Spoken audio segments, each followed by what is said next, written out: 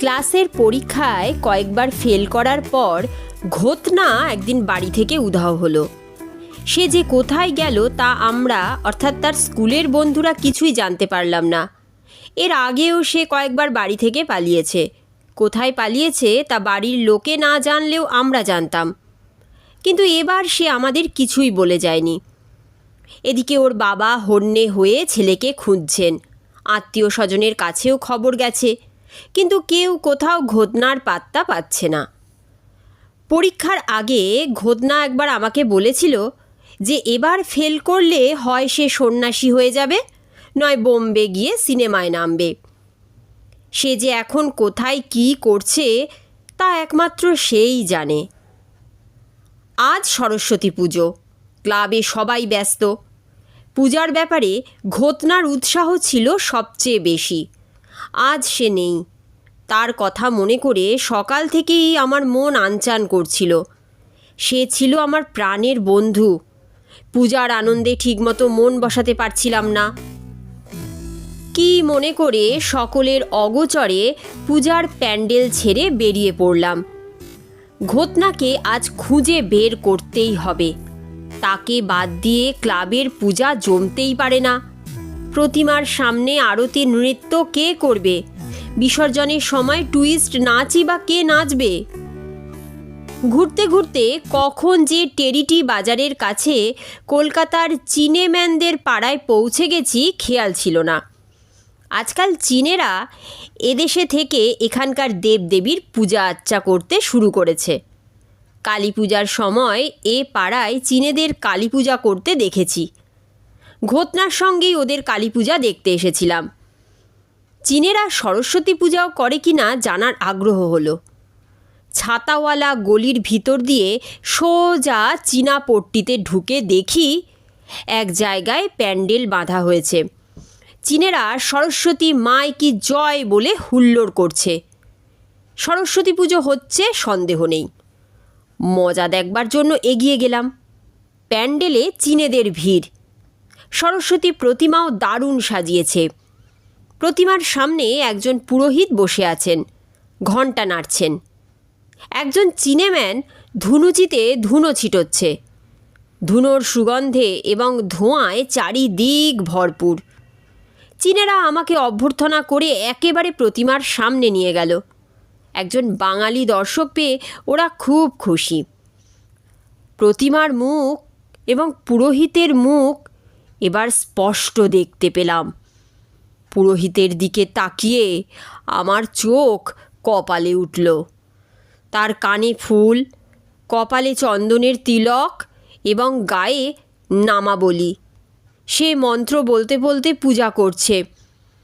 বাংলা ব্যাকরণের কয়েক রকম সমাস এবং প্রত্যয়ের নাম মন্ত্রের মধ্যে উচ্চারিত হচ্ছে। মন্ত্র শুনে চমকে উঠলাম। পুরোহিতকে দেখেই চিনতে পেরেছিলাম। বার কয়েক পরীক্ষায় ফেল করার পর ঘোতনা যে কী করে সরস্বতী পূজার পুরোহিত হলো তা ভেবে পেলাম না, কিন্তু স্পষ্ট শুনতে পেলাম ঘোতনা প্রতিমার সামনে ঘণ্টা নাড়তে নাড়তে মন্ত্র বলছে। ওং কর্মধারয় ষষ্ঠী তৎপুরুষং দিগু বহুব্রীহি পরীক্ষায়াং গাড্ডুং প্রাপ্তা সরস্বত্যৈ নমো নমঃ। তদ্ধিত প্রত্যয় নত্ত বিধান ব্যাকরণং বিভীষিকা দ্বন্দ্বং মধ্যপদলোপি ইহ জীবনং মরীচিকা। ভদ্রকাল্যৈ নমো নিত্যং কাঠালং আমসত্তং চীনামানস্য পিণ্ডিং দেহি সরস্বত্যৈ নমো নমঃ। মন্ত্র বলতে বলতে ঘোতনা একবার আমার দিকে তাকালো, কিন্তু আমাকে চিনতে পারলো বলে মনে হলো না। মন্ত্র বলা শেষ করে চোখ বুজে কিছুক্ষণের জন্য ধ্যানে বসল। তারপর চোখ খুলে ঘট নেড়ে দিল। বুঝলাম পূজা শেষ হয়ে গেছে। এবার বোধহয় সে উঠে পড়বে। চীনেরা তার কাছে আশীর্বাদ নেবার জন্য হুমড়ি খেয়ে পড়ল। গলার পৈতাটা বুড়ো আঙুলে ঠেকিয়ে ঘোতনা চিনেদের মাথায় হাত রেখে বিড়বিড় করে কি যেন বলে ওদের আশীর্বাদ করছে, তারপর হাতে ফুল গুঁজে দিচ্ছে। অনেক চিনে আবার ঘোতনার পায়ে হাত দিয়ে প্রণাম করছে। ভিড় একটু কমার পর আমি ঘোতনার কাছে এগিয়ে গিয়ে আশীর্বাদী ফুল নেবার জন্য হাত বাড়িয়ে ফিসফিসিয়ে ডাকলাম, ঘোতনা। নাম ও গোত্র বলো। ঘোতনা গম্ভীর গলায় বলল, ঘোতনা, তুই কি আমায় চিনতে পারছিস না? ওং কাশ্যপ গোত্রায় বলে ঘোতনা আমার নাকের ডগায় একটা ফুল ছুঁড়ে দিয়ে উঠে পড়ল। গা থেকে নামাবলী খুলে সামনে বিছিয়ে দিল। চীনেরা সেই নামাবলীর উপর কাঁড়ি কাঁড়ি পূজার সন্দেশ, ফল এবং আরও কী সব জিনিস ঢেলে দিল। তারপর সেগুলি সমেত নামাবলী বেঁধে নিয়ে ঘোতনা সেটা পিঠে ঝুলিয়ে এগিয়ে চলল। আমি তাকে ফলো করতে লাগলাম। যেতে যেতে দেখি সে তার ট্যাঙ্ক থেকে টাকা বের করে গুনছে, সম্ভবত প্রণামীর টাকা। ছাতাওয়ালা গলি পেরিয়ে ঘোতনা কিছু দূর গিয়ে একটা পার্কে ঢুকে পড়ল। আমি দূর থেকে লক্ষ্য করলাম পার্কে একটা বেঞ্চির উপর বসে ঘোতনা তার নামাবলীর বাঁধন খুলে মোটা মোটা সন্দেশ বের করে গপা গপ মুখে পুড়ছে। পাড়ার পার্কে বসে আমি আর ঘোতনা কতদিন আলু কাবলি একই শালপাতায় ভাগাভাগি করে খেয়েছি, আর আজ ঘোতনা একাই এক নামাবলী সন্দেশ খাচ্ছে। আর সহ্য হলো না। পার্কের পেছনের গেট দিয়ে ঢুকে ঘোতনার কাছে গিয়ে দাঁড়ালাম। সে এমন ভাব করে অন্যদিকে তাকিয়ে রইল যেন আমাকে দেখতেই পায়নি। নিরুপায় হয়ে ডাকলাম, ঘোতনা। সে ঘাড় বেঁকিয়ে কিছুক্ষণ আমার দিকে তাকিয়ে রইল, তারপর বলল, লিয়াং ফাং ফো আংকং সানফা।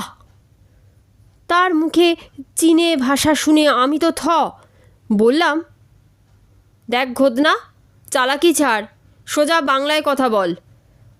চাং লং ফিং। ঘোতনা উত্তর দিল, কি হচ্ছে? এই তোর বন্ধুত্ব? চীনে ভাষা কোথায় শিখলি? ঘোতনা এবার একগাল হেসে বলল, কলকাতায় থেকে চীনে ভাষা শিখতে একদিনও লাগে না। বেন্টিং স্ট্রিটে চীনেদের জুতোর দোকানের নামগুলো পরপর মুখস্থ করেছি। খাঁটি চীনে ভাষা, আবার বলবো, শুনবি? না, কিন্তু চীনেদের পুরোহিত সাজলি কি করে?